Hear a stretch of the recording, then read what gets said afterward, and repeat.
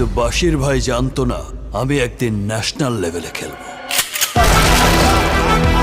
অবশেষে চলে এলো শাকিব খানের তুফান সিনেমার ট্রেলার। এই তুফান একদিন ডিস্ট্রিক্ট লেভেলে খেলবো।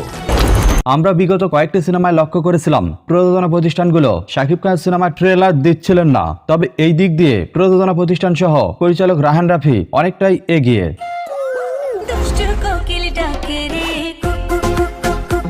তুফান সিনেমার ট্রেলারে আরো বেশি ভয়ঙ্কর রূপে ফুটে তোলা হয়েছে সুপারস্টার শাকিব খানকে। কিন্তু তোমারই ভালো লাগছে কারণ তুমি পড়ি। এই কথাটা আগে কতজনকে বলেছেন? আর এমন কিছু দেখার পর সন্দেহ ছাড়াই বলা যায় যে দর্শকরা এই সিনেমাটি দেখার জন্য হুমড়ি খেয়ে পড়বে। তুফান পোষ মানে না। আমার মনে হয় বাংলা সিনেমার এমন ট্রেলার দেখার পর আর কোনো দর্শকরাই ঘরে বসে থাকতে পারবে না।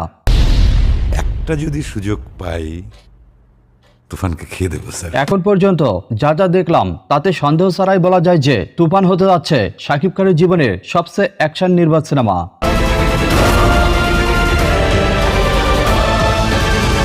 আর তুফান সিনেমার অ্যাকশন সিনেমা হলগুলোতে সাধারণ দর্শকদের বুকে কাঁপন ধরিয়ে দিবে তাতে কোনো সন্দেহ নেই।